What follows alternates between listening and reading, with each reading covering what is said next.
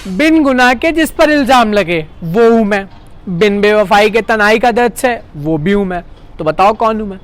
अब इन लाइनों को पढ़ के गुरु तुम्हें 100% ये लग रहा होगा कि यहाँ पे बात किसी लैला के मजनू की हो रही है, पर नहीं, ये कोई लैला के मजनू की बात नहीं है। ये वही है जिसने बहुतों को राजा बनाया और बहुतों ने इसको गद्दार बताया। तो बात हो रही है ईवीएम यानी इलेक्ट्रॉनिक वोटिंग मशीन की। तो नमस्कार और सलाम, राम राम, मैं हूं आपके साथ शुक्ला जी सोशल स्कूप से। तो कल शाम में मेरी ईवीएम से चर्चा हो रही थी, चाय पे बैठे थे हम लोग, तो ईवीएम में ऐसे बोल रही थी कि यार अब तो अमित जी, अरे अमिताभ बच्चन नहीं, अमित भाई शाह, तो वो वन नेशन वन इलेक्शन का कॉन्सेप्ट लाने जा रहे हैं। और ये वन नेशन वन इलेक्शन का जो कॉन्सेप्ट है, जो मुद्दा है, ये कोई हवाबाजी में नहीं है। इसके लिए बकायदा 2 सितंबर 2023 में कमेटी गठित की गई, जिसका नाम रखा गया रामनाथ कोविंद कमेटी। अब इस कमेटी ने 14 मार्च 2024 में मात्र 191 दिनों में 18,626 पन्नों की रिपोर्ट राष्ट्रपति जी को दे दी। अब इस समिति ने 62 राजनीतिक पार्टियों से सुझाव लिया कि हमें वन नेशन वन इलेक्शन के कॉन्सेप्ट में क्या करना चाहिए। तो भैया इन 62 में से 32 तो मम्मी साइड वाले रिश्तेदार के तो तुरंत मान गए, कहने लगे हम तो दे रहे समर्थन। बाकी के जो बचे 15 वो पापा साइड के रिश्तेदार के तरीके मुंह फुला बैठ गए, जैसे शादी में फूफा फूल जाते हैं, उन्होंने समर्थन नहीं दिया। और बाकी जो बचे 15 वो कहते हैं भैया ना हम हाँ में है और ना हम ना में है, हम बीच वाले हैं। अब फिर उसके बाद इन सब बातों के साथ ईवीएम दीदी बोलती हैं कि यार ध्रुव शुक्ला, अब ये बताओ, ये लोग मतलबी लोग मुझे फिर से यूज़ करेंगे और यूज़ करके रिजल्ट चाहे जो भी हो मुझे गालियाँ देंगे। तो आज इस समाज की अदालत में मैं लड़ूंगा अपनी ईवीएम दीदी का केस। तो क्या है ईवीएम, कैसे बनी ईवीएम, कितने की बनी ईवीएम, कहाँ बनी ईवीएम, आज सब जानेंगे इस वीडियो में। बात अगर शुरू करें ईवीएम के श्रृंगार यानी कि उसके डिज़ाइन की, तो वो होती है इलेक्शन कमीशन की टेक्निकल एक्सपर्ट्स कमेटी, करती है अपने 2 साथी electronics corporation of India Hyderabad और भारत इलेक्ट्रॉनिक्स बेंगलोर के साथ मिलकर। अब अगर बात करें ईवीएम बनाने में गांधी जी कितनी मात्रा में लगते हैं, तो भाई एक ईवीएम की कीमत होती है लगभग 17,000 रुपए और बीते 24 के चुनावों में तकरीबन 55 लाख ईवीएम की खपत इस चुनाव में हुई थी।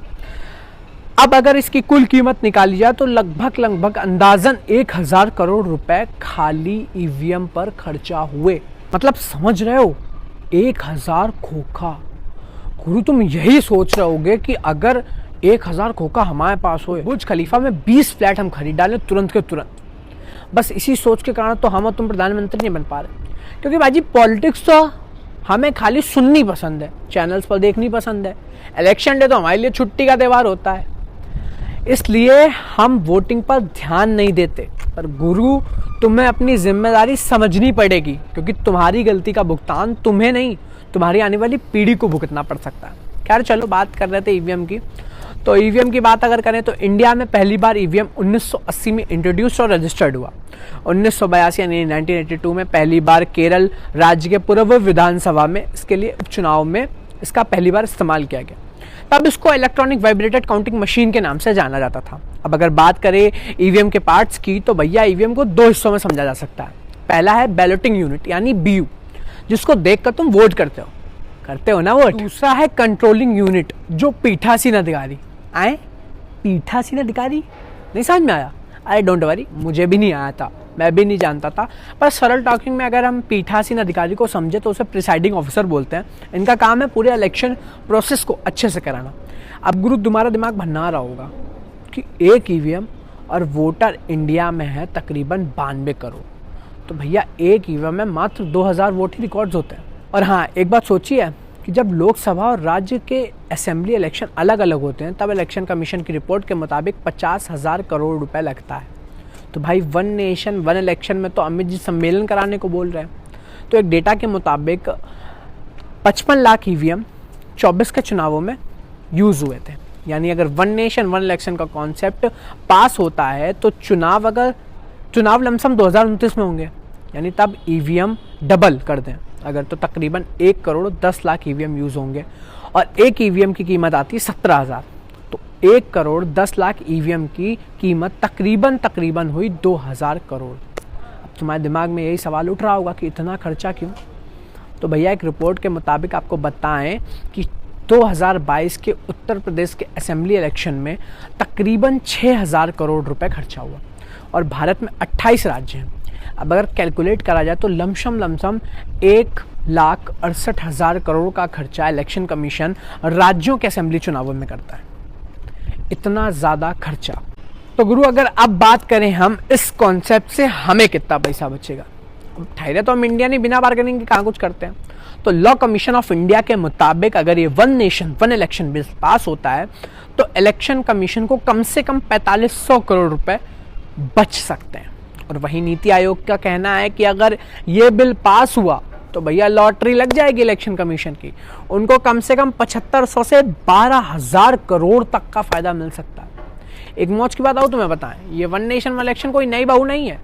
जब अपने राष्ट्र में पहली बार चुनाव हुए थे 1951 में, तब वन नेशन वन इलेक्शन के तहत ही हुए थे और उस टाइम पे खर्चा आया था 10.5 करोड़ का।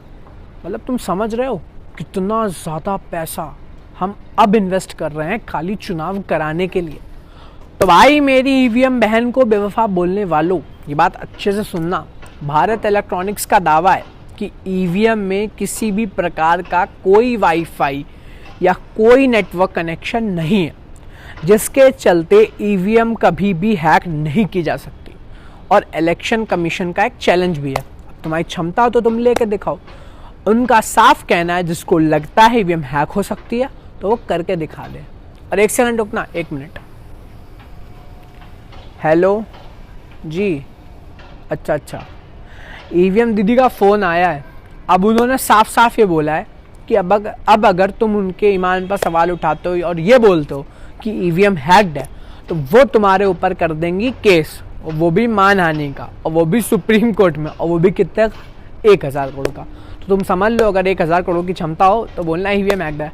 बाकी तुम्हें ईवीएम के बारे में जो लगता है कि ईवीएम सही है या गलत, कमेंट सेक्शन में ज़रूर बताना। तब तक के लिए राम राम, सलाम।